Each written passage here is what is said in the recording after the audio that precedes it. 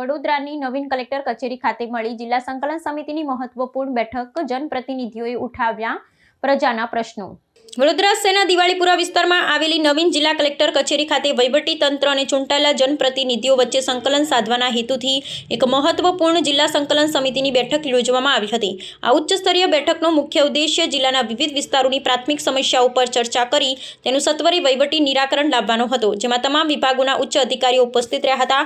આ સમીક્ષા બેઠકમાં જિલ્લા વિકાસ અધિકારી મમતા હિરપરા અને અધિક નિવાસી કલેક્ટર ભરત પટેલ વિશેષ રૂપે ઉપસ્થિત રહ્યા હતા। તેમની સાથે વાઘોડિયા વિધાનસભા બેઠકના ધારાસભ્ય ધર્મેન્દ્રસિંહ વાઘેલા, ડભોઈના ધારાસભ્ય શૈલેષ મહેતા અને પાદરાના ધારાસભ્ય ચૈતન્યસિંહ ઝાલા સહિત જિલ્લાના તમામ વિભાગીય અધિકારીઓએ હાજરી આપી હતી।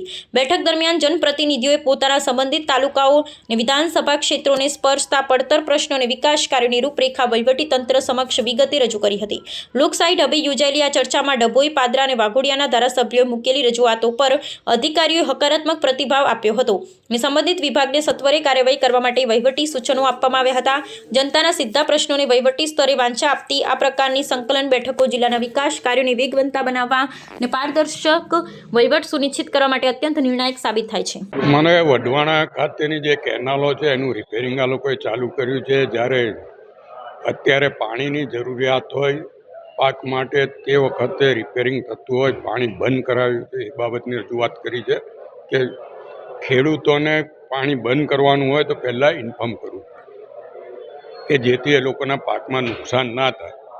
આ બાબતનું કીધું છે ને 1 વીકમાં એ લોકોએ કામગીરી પૂરી કરી દેશે એવું કીધું છે કે જેથી ખેડૂતોને તકલીફ ના પડે। જે કેનાલની કામગીરી જે ધીરી ચાલે એ અઠવાડિયામાં કર્યો। અણખોલ ખાતે સરદાર ધામ બન્યું છે અને સરદાર ધામમાં 1500 છોકરા અને 1500 છોકરીઓ રહી શકે એવું આયોજન છે। ટૂંક સમયમાં એનું ઉદ્ઘાટન થવા જઈ રહ્યું છે।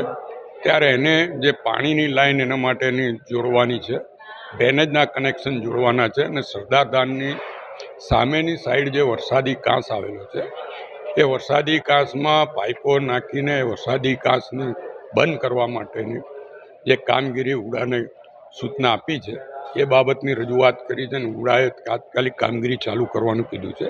કારણ કે મધ્ય ગુજરાતમાં સૌથી મોટું સરદાર ધામ આજે અણખોલમાં બન્યું હોય ત્યારે એમને તમામ સગવડ આપવાની આપણી ફરજ છે વિદ્યાર્થીઓ માટે અને એની કામગીરીઓ ટૂંક સમયમાં ચાલુ થઈ જશે એવું ઉડાના અધિકારીઓએ જવાબ પણ આપ્યો છે। સાથે જ જે અત્યારે ગેસની પરિસ્થિતિ છે, લોકોને તકલીફ પડે છે, સાથે સાથે સંસ્થાઓને પણ તકલીફ પડી રહી છે। અમારે કુબેર ભંડારીમાં નિઃશુલ્ક ભોજનની વ્યવસ્થાઓ છે અને અમાસ અને એની આજુબાજુના દિવસમાં હજારો લોકો આ ભોજન પ્રસાદી લેતા હોય છે। ત્યારે ત્યાં આગળ ગેસના બોટલોની તકલીફ ના પડે એને માટે સાતોદ પાસે વૃદ્ધાશ્રમ આવેલો છે, એ લોકોને પણ વૃદ્ધાશ્રમમાં તકલીફ ના પડે જેટલી પણ જિલ્લામાં સાર્વજનિક આવી સંસ્થાઓ હોય કે જે નિઃશુલ્ક ભોજનની વ્યવસ્થા કરતી હોય કે આવા વૃદ્ધાશ્રમો હોય, વિદ્યાર્થીઓની હોસ્ટેલો હોય, એ તમામ ઠેકાણે ગેસને તકલીફો ના પડે એ બાબતની ચર્ચા કરી છે અને એમના તરફથી પોઝિટિવ રહ્યા। કારણ કે અત્યાર સુધી 100 બોટલનો એમનો કોટા હોય તો એની જગ્યાએ 10 જ બોટલ આપે તો 10% જમવાનું થઈ જાય। એટલે એ જે આવી સંસ્થાઓ છે એને પૂરેપૂરો સપ્લાય આપવો જોઈએ એવી અમે માંગણી કરી છે। સાથે જ જે આરોગ્ય ડિપાર્ટમેન્ટ દ્વારા બેડ ખરીદવામાં આવ્યા એ બેડ 75,000નો એક બેડ, એની બાબત ગઈ સંકલનમાં પણ રજૂઆત કરી હતી અને આજ વખતે પણ રજૂઆત કરી। એની તમામ વિગતો અમને જાણ કરવા માટેની અમે વાતચીત કરી છે।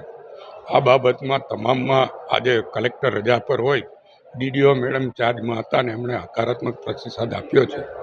એટલે અમે જોઈએ છે કે આવતી વખત સુધીમાં આ બધા પ્રશ્નો હલ થઈ જાય। તો ઘણા સમયથી બાજવા ગામની માંગ છે એ હજી સુધી લાઇટો નાખવામાં નથી આવી, એટલે વહેલામાં વહેલી તકે એ બ્રિજ ઉપર લાઇટો નાખી અને એમના નાના મોટા જે એક્સિડન્ટનો ભય છે એ ભય દૂર થાય અને વહેલી તકે બાજવા બ્રિજ ઉપર લાઇટો નાખવામાં આવે। બાજવા ગામની બંને ખૂબ સૌરાષ્ટ્ર સોસાયટીની બાજુમાં આવેલી મોટી ટાંકીઓ જે જર્જરિત છે અને એની આજુમાં જ આંગણવાડી આવેલી છે. આંગણવાડી શિફ્ટ કરવાનો તો એ લોકોએ ઓર્ડર કરી દીધો છે, પણ આ જર્જરિત ટાંકી ઉતારીને એનું વહેલામાં વહેલી તકે નવું કામ ચાલુ થાય. નંદેસરીની અંદર ઘણા સમયથી લોકોને એર પોલ્યુશનનો પ્રશ્ન છે. વારંવાર રજૂઆતો આવવા છતાં એર પોલ્યુશન ખૂબ મોટા પ્રમાણમાં લોકો શ્વાસ ના લઈ શકે એવા ઝેરી ગેસનું ખૂબ ફરિયાદો હતી. એની પણ આજે રજૂઆત કરવામાં આવી છે. પછી વાઘોડિયા વિધાનસભાની અંદર તમામ બસ સ્ટેન્ડો જર્જરિત છે. જે બસ સ્ટેન્ડોને વહેલી તકે નવા બનાવીને લોક ઉપયોગી થાય એ માટેની પણ મારી આજની રજૂઆત હતી. બીજું, મહીસાગરનો 150 કરોડ રૂપિયાનો જૂથ 52 ગામ જૂથ પાણી પુરવઠાની યોજના જે છે, એ યોજનાની અંદર પાણી લોકોને ડોળું મળે છે, સ્મેલ આવે છે, એના કારણે લોકો પીતા નથી. એટલે આજે નવો ફ્રેન્ચવેલ બનાવવાની દરખાસ્ત કરી અને સરકારની અંદર વહેલામાં વહેલી તકે મૂકવામાં આવે, જેથી કરીને આ 52 ગામ જે છે એ 52 ગામ જે અત્યારે પાણી નથી પીતા એ પાણી ઉપયોગ કરી શકે. એ માટે તેને વહેલી દરખાસ્ત ગાંધીનગર મોકલી આપે અને વહેલામાં વહેલા ફ્રેન્ચવેલનું કામ ચાલુ થાય. આ બધા પ્રશ્નો આજના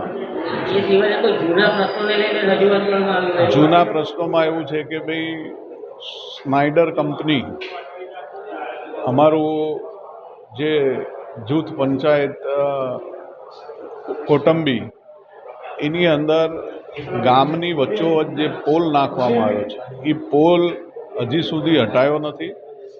6 મહિના જૂની રજૂઆત છે. એટલે વહેલામાં વહેલી તકે આ પોલનું હટાવી અને ગ્રામજનોને જે રસ્તામાં મુશ્કેલી પડે છે એ મુશ્કેલી દૂર કરવાની આજે રજૂઆત હતી. એની અંદર પણ હજી એ લોકોએ 1 મહિનાનો ટાઈમ માંગ્યો છે.